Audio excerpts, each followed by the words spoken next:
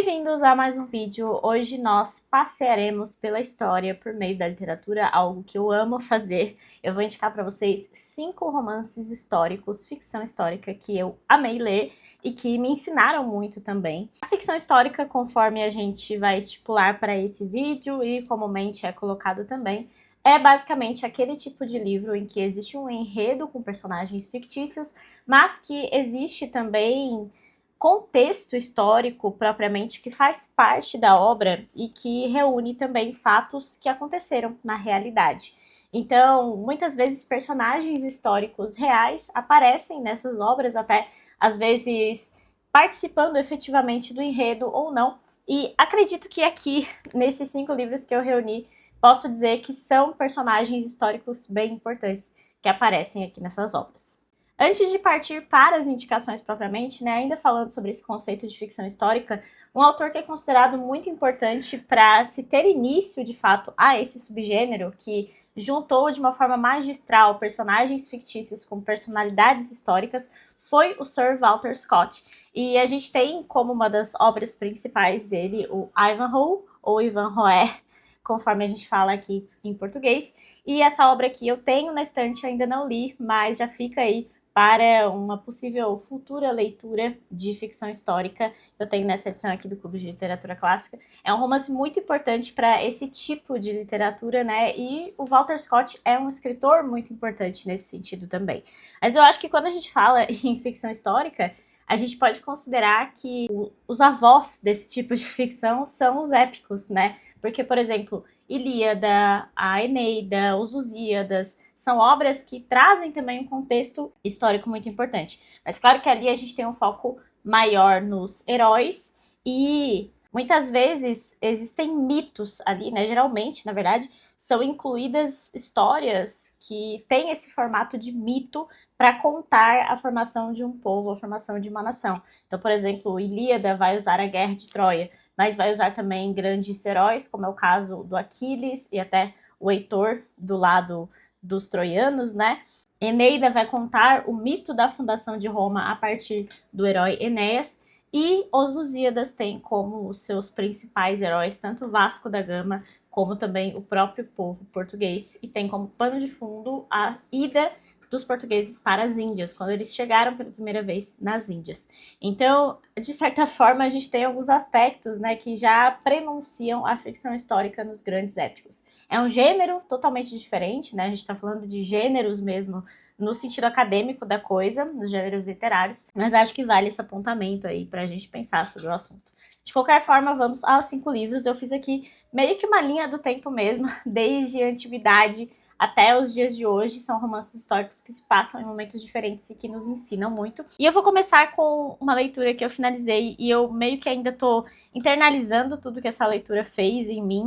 Quero muito trazer mais sobre ela aqui pra vocês no canal, mas ainda tô passando por essa fase, assim, de internalizar mesmo tudo que aconteceu nesse livro maravilhoso, que é Quo Vadis. Esse aqui é um romance histórico do escritor polonês que ganhou o Nobel de Literatura em 1905, que é o Henryk Sienkiewicz. Se eu não me engano é assim que fala, ou Sienkiewicz, algo assim. Mas enfim, é polonês, fica aí o registro.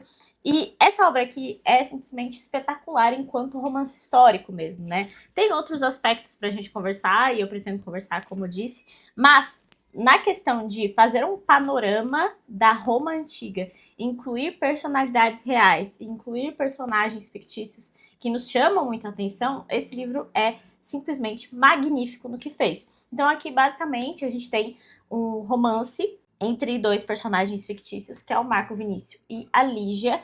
Eles não existiram, mas eles estão num contexto em que o Marco é um patrício romano, ou seja, ele faz parte da aristocracia, e a Lígia é uma cristã, que era praticamente uma seita proibida, que surgiu, nesse período em Roma. E a gente está ali mais ou menos no ano 60 depois de Cristo, sob o imperador Nero, que foi muito conhecido por perseguir cristãos, Então é esse o panorama histórico. A gente começa o livro numa conversa do Petrônio, que foi um poeta que existiu de fato, escreveu Satyricon, por exemplo, e ele era considerado o árbitro das elegâncias ali na Roma de Nero.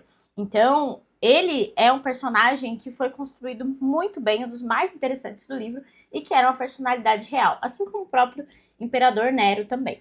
Então aqui, basicamente, a gente acompanha essa jornada desse casal que vai passar por várias intempéries aí por conta justamente da perseguição de Nero aos cristãos e todo esse contexto em que o Marco Vinícius vai descobrir o que é o cristianismo.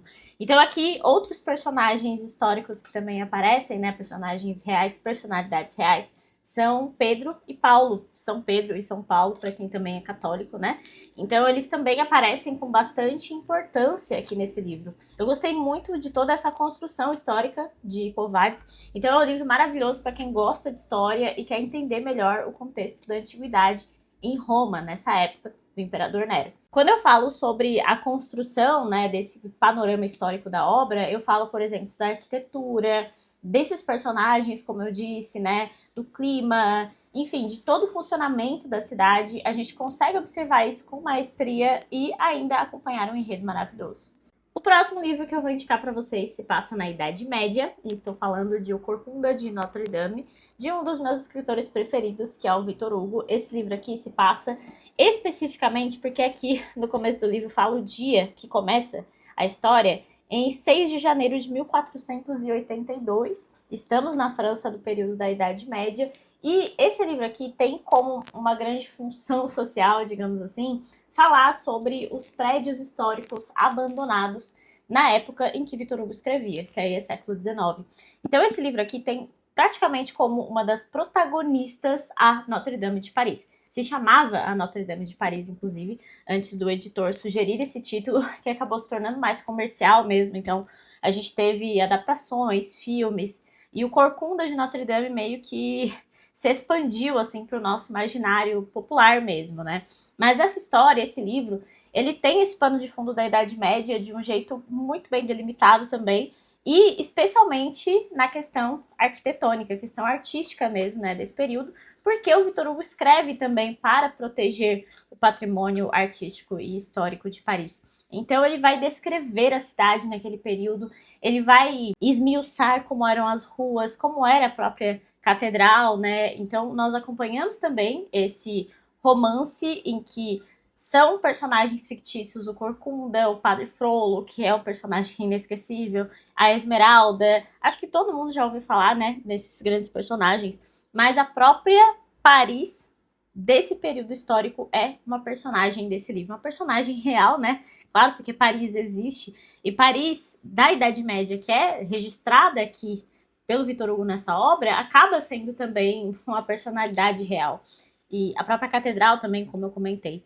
Então esse livro traz uma força muito grande, assim, e o início também, ele coloca aquela data porque foi o momento da chegada de uma personalidade histórica que fazia parte da corte ali, chegando na cidade. Então tem também esses momentos, essas pinceladas aqui que o Victor Hugo coloca do período histórico, né? Não é tão importante quanto aqui em Quo Vadis, que eu comentei sobre o Imperador Nero, que também é um personagem, né? Mas eu acho que Corcunda é um livro que ensina muito sobre a Idade Média, que traz muito, assim, do sentimento da Idade Média, de como as pessoas viviam, das dificuldades também que as pessoas passavam nesse período. É um livro maravilhoso, eu amo esse livro aqui também, então eu recomendo muitíssimo, e você vai se sentir na Idade Média pelos olhos de Victor Hugo. Saltamos da Idade Média diretamente para os séculos XVIII e XIX, porque temos aqui o Imperador Napoleão Bonaparte como um grande personagem histórico de Guerra e Paz, de Lev Tolstói, leitura que eu fiz ano passado, e eu tô trazendo várias vezes aqui para vocês. Talvez vocês já tenham cansado de me ouvir falar desse livro, mas não tem como deixar de mencionar Guerra e Paz quando a gente fala em romance histórico, porque aqui nós temos não só o próprio Napoleão Bonaparte, como também o Kutuzov, que era um general ministro, né, da Rússia nesse período aqui, e que foi muito importante nesse embate entre Rússia e Napoleão Bonaparte, foi a derrota de Napoleão na Rússia. Então, ter aqui esses personagens que também fizeram parte do imaginário por conta da construção de Lev Tolstói, que é uma construção maravilhosa, faz com que esse livro seja um romance histórico espetacular. Ele tem descrição de batalhas, ele tem descrição da aristocracia russa, ele tem descrição dos campos russos. Então, assim, você realmente mergulha naquele período e você entende como as pessoas sofriam, como as pessoas viviam naquele período. Eu acho que em todos esses livros aqui que eu vou mencionar hoje, todos esses escritores fizeram um trabalho espetacular de pesquisa, né? Porque nenhum deles viveu propriamente, talvez o último possa dizer que viveu um pouco, mas a maior parte, né, desses livros não foram momentos históricos vividos por esses escritores. Eles são escritores bem posteriores e que fizeram uma pesquisa histórica muito profunda para chegar aqui nessas raízes dessas vivências que eles trazem aqui nas obras. Em Guerra e Paz, nós também temos personagens muito importantes fictícios, né? Nós temos famílias fictícias aqui que são muito importantes, né? Os Bolkonsky, por exemplo, os Rostov, enfim, são famílias de fato que a gente acompanha vários personagens, Andrei, Pierre, a Natasha também, que é uma grande personagem aqui desse livro, mas enfim, todos eles fictícios criados por Lev Tolstói, além dessas personalidades históricas que eu comentei. Então, eles interagem entre si também, tem conversas entre esses personagens. Eu acho que Tolstói aqui traz uma face de Napoleão que é até difícil de encontrar em outras grandes obras e até outros romances históricos, porque Napoleão foi uma personalidade histórica que inspirou muitas obras. Ele não só aparece diretamente, como indiretamente, em muitos livros do século XIX, por exemplo. Eu acho que o que Tolstói faz aqui é trazer mais essa força russa mesmo para esse lado da história, que às vezes a gente não estuda tanto. Claro que com o seu viés de russo, né, aqui, obviamente, mas trazendo também com maestria essa vivência desse período mesmo, esse panorama histórico, esse contexto que eu tô reforçando tanto aqui nesse vídeo, né. Eu adoro a forma com que o Tolstói desenvolve seus personagens, eu acho que ele é muito realista, ele traz muito nuances psicológicas dos seus personagens, a gente consegue de fato entender tudo aquilo que o personagem faz, sabe? Então eu considero que Tolstói é um dos melhores escritores na hora de trazer, então, um personagem bem feito, bem desenvolvido. Eu acho que outra coisa que a gente pode mencionar que tem em comum em todas essas obras aqui é que mais importante do que essas personalidades históricas, né, são os personagens fictícios. Então a gente se apega ao enredo dos personagens fictícios e se tornam livros que a gente não consegue largar, que a gente cria empatia com esses personagens e também aprende história no meio do caminho, né?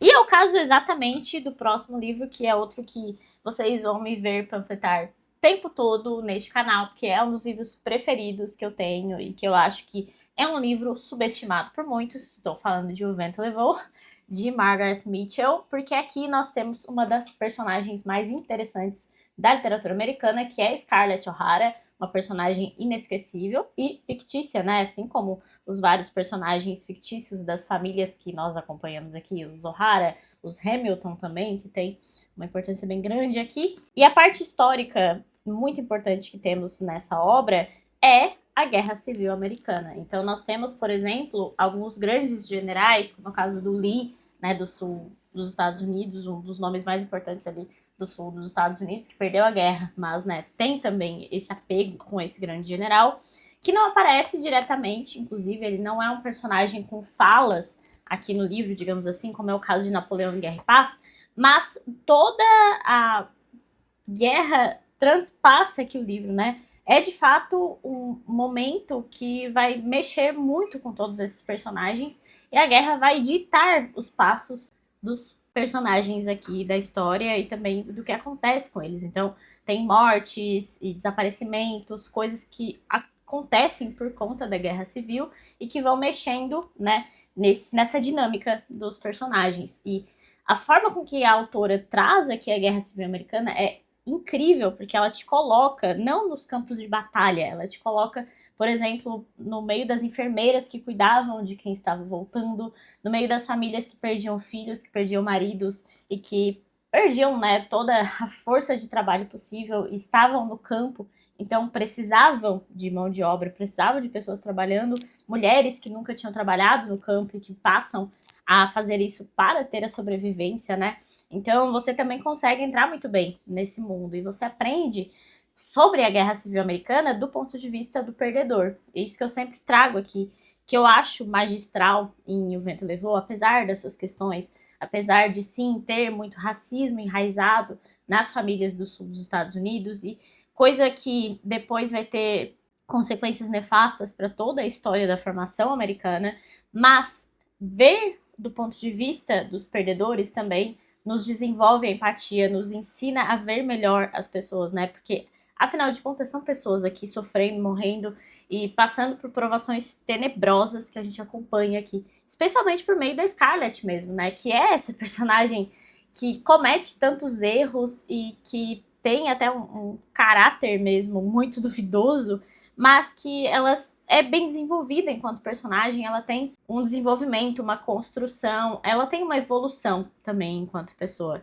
nesse livro aqui. Eu sempre vou recomendar, acho maravilhoso, e a gente aprende muito também sobre o sul dos Estados Unidos e sobre observar o lado perdedor com olhos um pouco mais empáticos, talvez, né? Sem afastar os erros deles e sem afastar os motivos também das guerras, entender o motivo das guerras, mas com um olhar um pouco mais empático também. E por fim, a última indicação de romance histórico é outro que talvez vocês tenham cansado de me ouvir falar, mas faz um tempinho que eu não panfleto o meu livro brasileiro preferido por aqui, que é, claro, O Continente, de Érico Veríssimo. Na verdade, eu posso panfletar, acho, né, O Tempo e o Vento inteiro já. Eu li o Retrato no ano passado, então só falta o Arquipélago, que é a última parte de O Tempo e o Vento. E O Tempo e o Vento no total, né, que são esses 7 livros, essas 7 partes que nós temos principalmente nessas 3 edições que a Cia das Letras publica, né? Aqui a gente tem Continente volumes 1 e 2, que é a minha parte preferida do romance até o momento. E esse livro inteiro, então, nessa saga inteira, conta a história do Brasil. Se nós partimos, então, da Antiguidade Clássica, depois passamos pela Idade Média, depois passamos pelas Guerras Napoleônicas, chegamos na Guerra Civil Americana, que foi no século XIX, nós aqui temos uma história que se passa mais ou menos de 1790, por aí, até o tempo atual em que Érico Veríssimo escrevia, praticamente, que era já no século XX. Então, nós temos Getúlio Vargas, por exemplo, aparecendo bastante em O Tempo e o Vento. Mais uma vez, até o momento, não como um personagem que tem falas aqui, mas nós temos esses personagens ditando também os rumos e a vida desses personagens fictícios, que basicamente constitui a família Terra Cambará, que é o núcleo de O Tempo e o Vento. Então, nós vamos acompanhar desde a formação inicial dessa família, com os Terra, e depois com a junção com os Cambará, por meio do Capitão Rodrigo Cambará, que é um personagem inesquecível, e ele está aqui em O Continente, né? E esses personagens fictícios também se relacionam muito com a política brasileira. Então, por isso tem também muita influência da política brasileira, e é basicamente o nosso épico, né? O épico de formação da nação brasileira, como conhecemos, com todas as suas artimanhas políticas. No Retrato fala muito sobre o período ali inicial da República, então acaba sendo até um período mais chato da história brasileira, né? É diferente aqui em Um Continente, que nós acompanhamos especialmente conflitos e grandes estadistas, grandes líderes, não no sentido positivo necessariamente, mas também, porque aparece, por exemplo, o período do Império Brasileiro, mas Getúlio Vargas, né, tem uma força muito grande e tem um impacto muito grande. Então, essa personalidade histórica talvez seja uma das mais importantes de todo O Tempo e o Vento. É interessante que Tolstói e Érico Veríssimo estejam aqui nessa lista, porque eu considero que ambos são escritores que conseguem nos ambientar de um jeito muito peculiar, assim, porque as descrições dos dois são maravilhosas e nos trazem mesmo os cheiros, as cores, os sons que aparecem, sabe? Especialmente aqui, Érico Veríssimo traz muito a ideia do vento como algo muito importante, que aparece sempre em momentos importantes, assim, na obra. Então, essas sensações que tanto Tolstói quanto Érico Veríssimo trazem em suas obras são coisas que eu amo muito na literatura e que eu acho que também nos ajudam nessa ambientação mesmo, né? Especialmente na ficção histórica. Mas assim, Covades também conseguiu trazer muito disso. Todos esses 5 livros aqui que eu trouxe são livros que nos pegam pela mão e colocam no período histórico correspondente, né? Então, por isso estão aqui nessa lista. Mas eu gosto sempre de ressaltar essa similaridade que eu encontro nos enredos de Tolstói e de Érico Veríssimo. essa sensação que eles conseguem transmitir.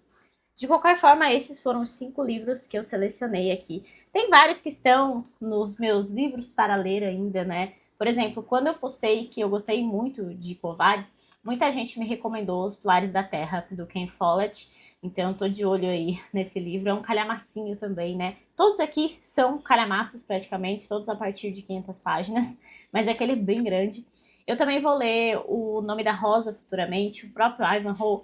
E eu acho que o Conde de Monte Cristo também tem uma parte histórica bem importante, né? Vai ser a minha próxima leitura. Vou poder dizer melhor para vocês a partir da minha leitura, então. Mas esses foram os meus livros indicados para que vocês façam uma bela viagem pelo tempo, muitíssimo bem acompanhados de personagens fictícios inesquecíveis e personalidades históricas muito relevantes para a história do mundo. Se você gostou desse vídeo, deixe sua curtida, comente aí uma ficção histórica que você ama, indica. Lembre-se de se inscrever no canal, isso é muito importante, hypar o vídeo, compartilhar com alguém que você acha que vai gostar do tema e até o próximo vídeo.